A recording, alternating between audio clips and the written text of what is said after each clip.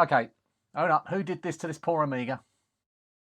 Well over a year ago now, I received a very generous donation from a Twitter follower who I believe went by the name of Osob. Sadly, over that intervening year and the gradual demise of the Twitter platform, I can no longer find their details, so I'm unable to say thank you directly, but thank you. The Amiga was sent in non-working order with a suggestion I might give it away as a promotional prize on my channel.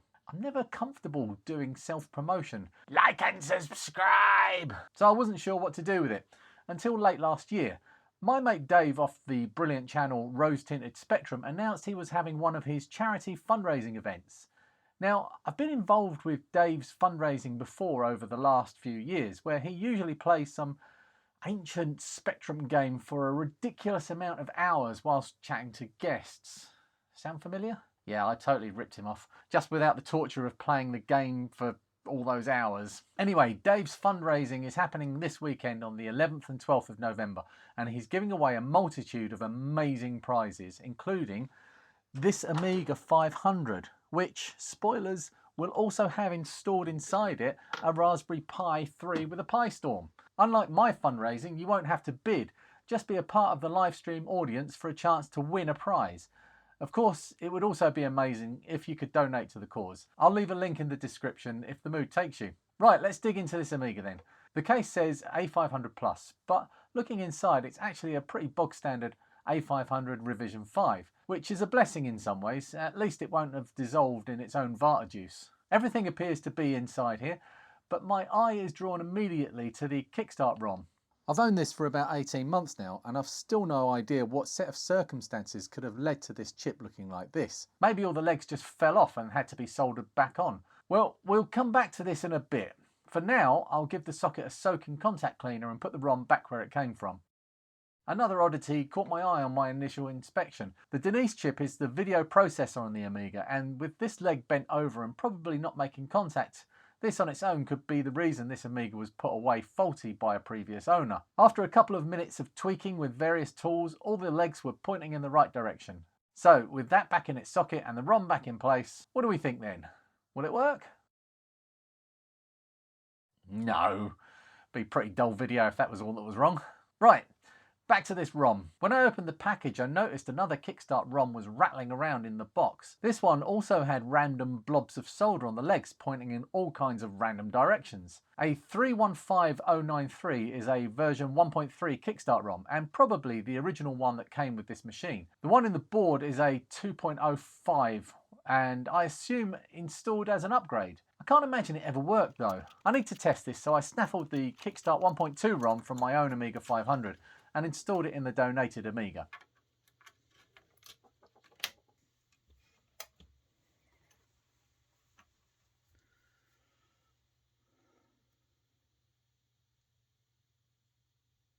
Success! But we're not out of the woods yet. I need a ROM for this Amiga, and you can't just drop an EEPROM in this issue board without modifications. The Revision 5 motherboards are just not compatible. I purchased a kit that would allow me to use a variety of different sized EEPROMs and a switch that could be activated with the press of a mouse button on boot up. Before I got to installing this, I thought it would be a good idea to replace the socket, which had seen better days.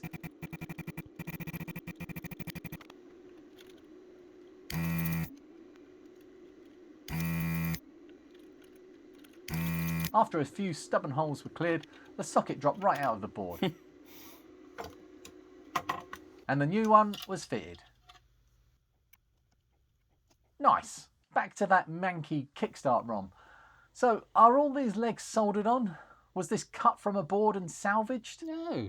Nope. I still have no idea what's going on here. Answers in the comments. Having spoken to Peter since recording the first part of this video, he's told me that the reason these ROMs were in the condition they were in was probably a primitive ROM switcher mod. One ROM would have been soldered directly on top of the other, and a switch mounted in the hole in the case would select which of the ROMs were active. I still doubt this ever worked. Probably the last time this Amiga was alive was before that was attempted. But anyway, mystery solved. I do know that this missing pin on the one that was installed in the board was ground, and that it was soldered to the one next to it, which was also ground. So there was some method in this madness. Also, quite a lot of madness. Right, a kit to build. I do like a nice kit build, but this video isn't about this clever kickstart switcher, so I'll jump cut here to a nice completed board, ready to be installed into the socket. However, if you look closely, there are more pins than there are holes in the socket. It took me a little while to work out that the extra pins should hang over the top of the socket. Later revision Amigas use sockets with 42 pins, and I assume this is to work with those. Along with the switcher, I've also purchased a switch. This tiny board is very neat and works with the switcher to allow you to select different ROMs by just holding down a mouse button, or a joystick direction, or a joystick button. It can be wired exactly how you want it to work. I went for the left mouse button to keep things simple. Previously, you would need to drill a hole for a physical switch in the case of your precious Amiga. I've actually just realised as I'm recording this that there is a hole in the side of this Amiga, and I didn't know it was there. I tracked down the traces for the appropriate signals coming from the mouse port across the board to the closest point I could find near the ROM area. Yeah, basically that one squirrels its way up and down the board. It pops up here, goes back underneath under these resistors. It pops back up over here, and it comes all the way down to that point there. Installed a couple of headers.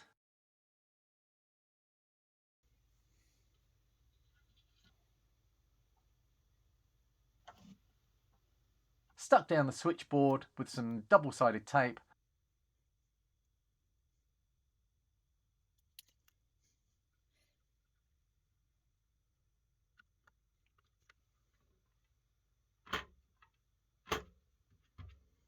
Cool. And wired the switch to the Amiga and the ROM switcher board.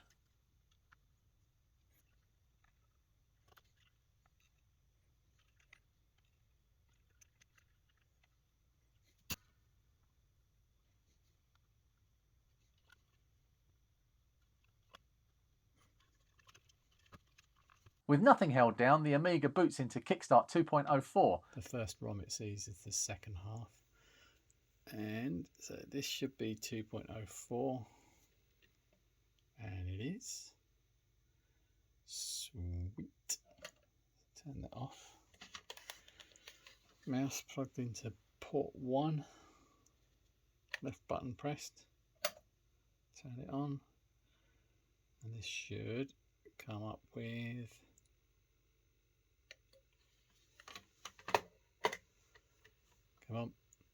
Come on. Yay, 1.3. Lovely jubbly. Perfect. At this point, I spent some time testing everything, and the only thing that was still faulty was the keyboard. 1QAZ space MJU7. Now, he's probably forgotten by now, I know I did, but back then, friend of the channel at Munsey Mark sent me a new keyboard membrane for this Amiga when I shared that this one was bad. I wrote a reminder on the back of the keyboard so I wouldn't forget. The new membrane sorted out all of the bad keys. Thank you, Mark. And a year ago, that's where this story ended. I didn't make a video about it back then, and I wasn't exactly sure what to do with it. This catches us up to late last year when I decided to donate this to the Rose Tinted Spectrum charity fundraising event. When I shared this fact with my supporters, Simon Osborne, someone you'll have heard me mention many times before, offered to send me a Pistorm to go into the Amiga. Simon is just one of the best. But we have a small problem. It won't fit. The ROM switcher is very much in the way. I had a little think and decided to remove the ROM switcher. With a Pistorm installed, you can easily change the Kickstart version in software, and it really doesn't matter what version is installed in the socket. I can switch my own original 1.2 Kickstart into here and put the switcher in my own Amiga 500, which will actually be a nice handy thing for me. Now with the path cleared for the Pistorm, I can remove the old incredibly huge Motorola 68000 and install the Pistorm. And install the Pistorm. Having a bit of trouble there, Lee? I know from previous experience installing a Pistorm in my own Amiga 500, it can be reluctant to stay in the normal dip type socket, but this one is flat refusing to accept these pins. I'm pressing hard enough to be concerned about damaging either the fragile turn pins or the board itself. Even with the Pi 3 out of the way, it's just not playing ball.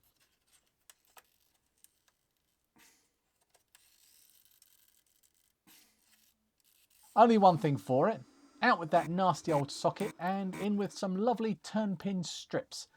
You can purchase a 10-pin socket in the right size for this, but I'm in a hurry to get this ready for the charity event and need to move quickly. To make sure it fits perfectly, I install the strips onto the Pistorm pins first and insert them into the board so they will stay aligned. A splash of solder on the other side, and we're done. I don't even need to insert the Pistorm as it's already in the board.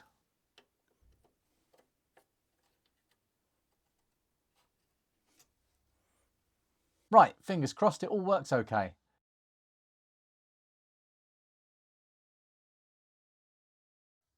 Well, it mostly worked fine and exactly how you might hope, but there was a problem.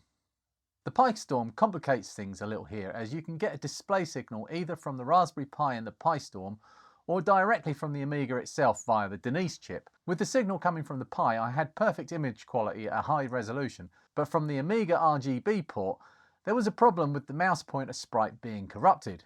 It turned out the Denise chip on this Amiga was faulty, which is disappointing, but also a happy coincidence. I accidentally bought a spare Denise chip just last year, and it's the only spare Amiga chip I have. So I popped it in the socket, switched it on, and now I get a perfect display from both sources. This bog standard A500 revision 5 only has a measly 512k of RAM on board.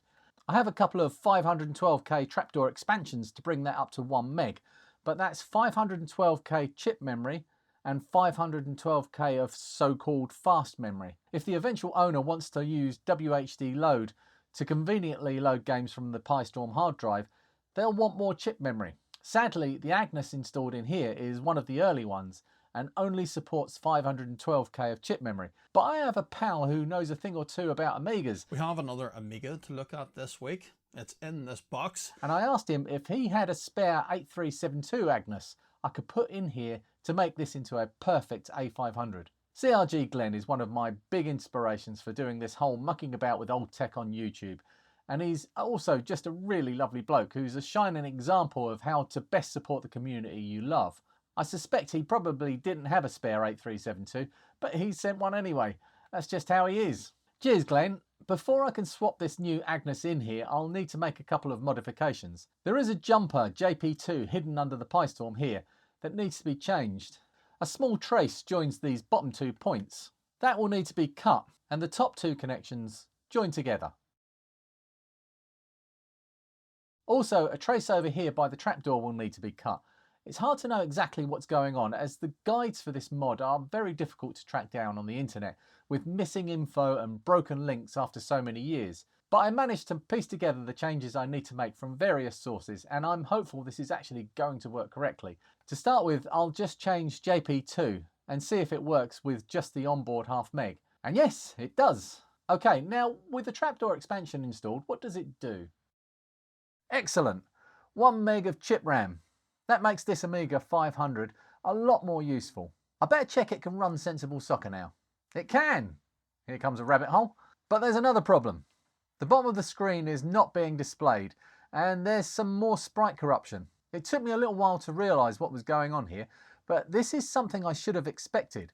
The newer 8372 Agnus chip I've installed to give this more chip memory supports both NTSC and PAL, with that choice being made on pin 41. If that pin is connected to ground, the Agnus expects this machine to be an NTSC region machine. If it's not connected, then it thinks it's a PAL machine. So the easy way to sort this out is with a bit of tape. To make myself feel more like a pro, I've used Kapton tape, as it sounds a bit more impressive.